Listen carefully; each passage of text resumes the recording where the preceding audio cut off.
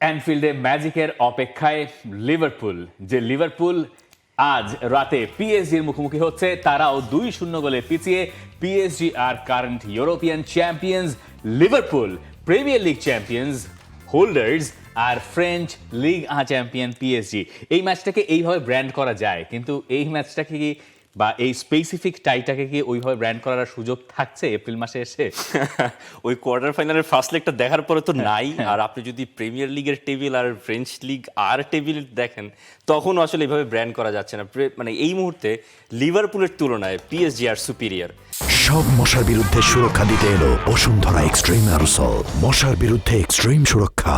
But Liverpool বলছে তারা মরতেও রাজি ওই অ্যানফিল্ডে 90 মিনিটে, সে হোক না 90 মিনিট বা 120 মিনিট বা তারপর অ্যাডেড টাইমে আরও 5 মিনিট, মানে পুরো 125 মিনিট লিভারপুল লড়াই করে যাবে এবং পিএসজিকে হারানোর জন্য তারা যতটুকু সম্ভব ততটুকু উজাড় করে দেবে। কিন্তু লিভারপুলের রিসেন্ট পারফরমেন্স কি সেগুলো বলে? মানে লিভারপুল কি এই ম্যাচে নিজেদের উজাড় করবে আর এর আগের ম্যাচগুলো তারা উজাড় করে নাই? খুব কঠিন, মানে লিভারপুলের পক্ষে এইগুলো, মানে যেটা আমরা বলছি এটা বলতে ভালো লাগে বা বললে ম্যাচটাকে একটু জমিয়ে তোলা যায়, কিন্তু কাজটা খুব কঠিন মনে হয়। যেমন এই যে ডমিনিক সবোসলাই বলছেন যে প্রথম থেকে শেষ মিনিট পর্যন্ত আমরা নিজেদের উজাড় করে দেব, মাঠের ভেতর আমি মরতেও প্রস্তুত, যে করেই হোক এই ম্যাচটা সবাই জিততে চাই, আর অ্যানফিল্ডে যে কোনো কিছুই হতে পারে। হ্যাঁ, এই ব্যাপারগুলো কাজ করে। মানে আপনি যখন অ্যানফিল্ডে খেলতে নামছেন, আপনি যখন পিএসজির সঙ্গে খেলছেন, আপনি লিভারপুল, আপনার সিজন আর আছে কি চ্যাম্পিয়ন্স লিগ স্পটটা বাগানো, এছাড়া আপনার তো তেমন কিছু বাকি নাই। এই ম্যাচটা জিতলে আপনি সিজনটাকে ডিফাইন করতে পারেন যে না, আমরা প্রিমিয়ার লিগ চ্যাম্পিয়ন, আমরা এই সিজনে এখনো খুব ভালো মতো টিকে আছে, আমরা ইউরোপিয়ান চ্যাম্পিয়নকে হারিয়েছি। এটা কত বড় একটা স্টেটমেন্ট, তাই না, ইউরোপিয়ান চ্যাম্পিয়নদেরকে বিদায় করে দিতে পারলে। আর সবোসলাইয়ের তো এই কথাটা বলার অধিকার আছে। এইবারের লিভারপুলের স্কোয়াডে যারা টপ পারফরমার্স, তাদের ভেতরে সবোসলাই বোধহয় 1 বা 2 নম্বরে থাকবেন, এর বাইরে থাকার তো একই থাকবেন হয়তো। তো তিনি আসলে এই ধরনের স্টেটমেন্ট মেক করতে পারেন, কিন্তু বাকিদের কাছ থেকে ওই যোগ্য সমর্থন তিনি পাবেন কিনা।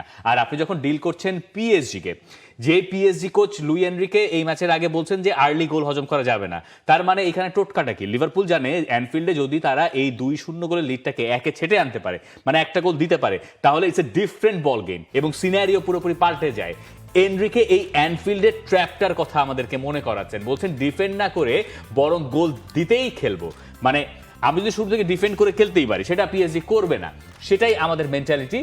পার্থক্য হচ্ছে ওদের গোল প্রয়োজন, ওরা যখন আক্রমণ করবে তখন স্পেস তৈরি হবে, সেটা কিভাবে কাজে লাগাতে হয় আমরা ভালো করেই জানি। মানে আপনি যদি অপোনেন্টের স্পেস কাজে লাগাতে চান, তাহলে বোধহয় আপনার কাছেই পৃথিবীর অন্যতম সেরা অস্ত্রগুলো আছে। এক্স্যাক্টলি। আপনি যদি এই একাদশটাও দেখেন, আপনি যদি সম্ভাব্য একাদশটাও হিসেব করেন, যেখানে দেখবেন ভুরি ভুরি ফরওয়ার্ড এবং বেঞ্চ থেকে যারা নামবেন বা মানে অ্যাভেলেবল অপশনস, তারাও এক একজন গেম চেঞ্জার। মানে আপনি যদি ফরওয়ার্ড লাইনের হিসাব করেন, আপনি কারেন্ট ব্যালন ডি'র উইনার দেমবেলে থাকবেন, দুয়ে থাকবেন, কাভারাৎসখেলিয়া থাকবেন, সেন্টার মিডের পজিশনটাও আপনি যদি হিসাব করেন, Vitinha, one of the best centre midst right now in the world, Zhao Neves, তিনিও বরাবর পারফর্ম করে যাচ্ছেন। এমেরি, যিনি ফ্যাবিয়ান রুইজের জায়গাটা একেবারে ঠিকঠাক বুঝে নিয়েছেন, একেবারে শতভাগ, মানে এর চেয়ে ভালো রিপ্লেসমেন্ট হয়তো লুইস এনরিকে মানে এই চ্যাম্পিয়ন্স লিগের এই মৌসুমে খুঁজে পাওয়ার তার কাছে আর অপশন ছিল না। এখন পিএসজির যে একটা আক্ষেপ থাকতে পারে যে তারা লিভারপুলকে আরো বেশি ব্যবধানে হারায় নাই, মানে 3-0 হলে আমরা বলতে পারতাম ডান এন্ড আছে, বা 4-0 হলে সেটা বলতে পারতাম। এবং পিএসজি লিভারপুলের সঙ্গে ম্যাচে ওইভাবেই খেলছে, 3-0 4-0, ওটা যে কোনো কিছু হতে পারতো। লিভারপুলের লাকি যে তারা মাত্র 2 গোলে পিছিয়ে থেকে এই ম্যাচটা, এবং সম্ভবত লিভারপুল এটাই করতে চেয়েছে যখন তারা 5 ম্যান ব্যাকে খেলেছে, যখন তারা এর আগের ম্যাচে সিটির কাছে উড়ে গেছে, তখন তারা ধরে নিয়েছে যে ঠিক আছে, আমাদের পিএসজির কাছে পিএসজির মাঠে গিয়ে হারানোর আর তেমন কিছু নাই, আমরা পিএসজির সঙ্গে যে কোনোভাবে খেলাটাকে অ্যানফিল্ডে নিয়ে আসি। যে কথা বলছিলাম যে লিভারপুলের টার্গেট এটা ছিল যে অ্যানফিল্ডে আসো, খেলা হবে অ্যানফিল্ডে, এই ছাড়া আমরা পারবো না। তো সেই ট্র্যাপে অলরেডি পিএসজি কিন্তু হাফ ট্র্যাপে পড়েছে। এখন লিভারপুল যদি গোল একটা দিয়েই দেয় শুরুর দিকে, তখন এই গেমটা পুরোপুরি চেঞ্জ হয়ে যেতে পারে। কিন্তু পিএসজির ক্ষেত্রে ইম্পর্টেন্ট যেটা, মানে পিএসজির যে কোনো প্লেয়ার বলেন, ম্যানেজার বলেন, তারা এই একই কথা বলছেন যে আমরা এই ম্যাচে গোল করতে চাই এবং আমরা প্লেইং স্টাইলটা চেঞ্জ করবো না, আমরা হয়তো 2 গোলে এগিয়ে আছি, আমি গোল করতে চাই। এখন গোল করতে চাওয়া না চাওয়া, পারা না পারা তো অনেক হিসাব নিকাশের ব্যাপার।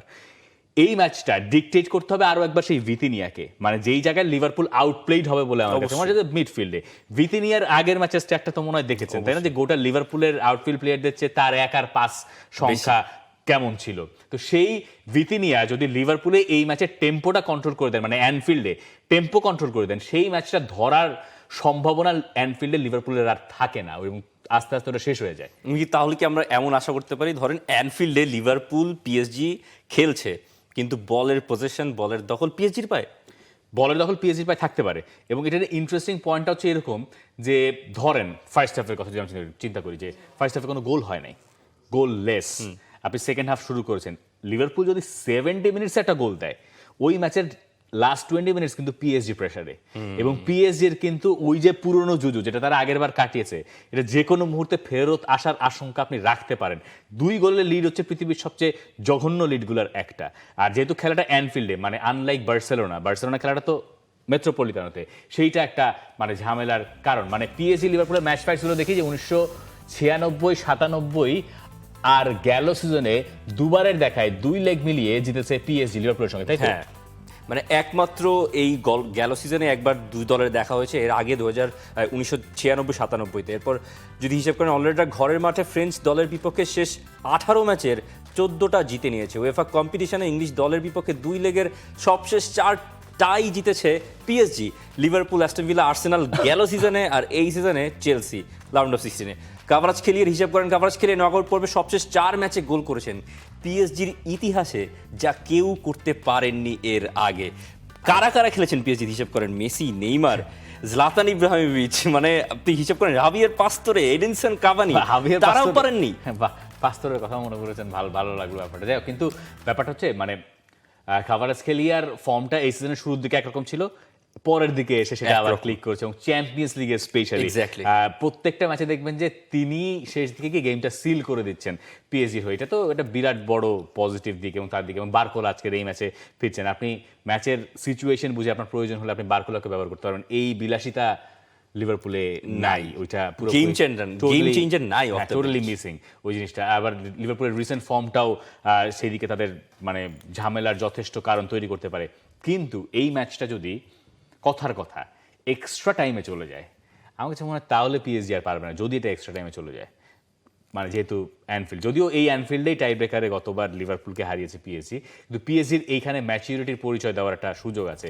পিএসজি যদি এইখানে আজকের এই ম্যাচে জিততে পারে, মানে চেলসিকে যখন তারা বিদায় করেছে তখন লোকে বলেছে যে না, পিএসজি বোধহয় চেলসি ম্যাচের আগে পিএসজি বোধহয় পারবে না, মানে চেলসির সঙ্গে না পারার একটা সম্ভাবনা আছে, কারণ তখন ওই নকআউট ফেজের আগের পিএসজি একরকম, আর নকআউট ফেজ শুরু হওয়ার পরে পিএসজি আর একরকম। লিগাতেও তারা খুব একটা ভালো করছিল না।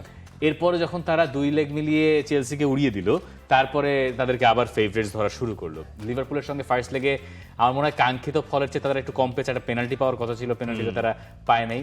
এই সব মানে আক্ষেপ যদি কাজে লাগাইতে পারে লিভারপুল, এইটাই তাদের একমাত্র সুযোগ দেখি। হিসাব করেন লজের সঙ্গে যে ম্যাচ খেলার কথা ছিল লিগ, আর সেটা পিছিয়ে নেওয়া হলো। আর তুলুজে ছিল, তুলুজের সঙ্গে, okay I am not sure, হ্যাঁ যেটা পিছিয়ে তুলুজেই তো মনে হয়। ওকে আর যাই হোক, লুই এনরিকের কথা হিসাব করেন, তিনি একটা চ্যাম্পিয়ন্স লিগ জিতে এসেছিলেন বার্সার হয়ে, এখন পিএসজি কে রেইনিং ডিফেন্ডিং চ্যাম্পিয়ন। আমার মনে হয় কি, লুই এনরিকে আমরা অনেক সময় আন্ডারমাইন করি। He is not going to stop the will, he is going to break the will.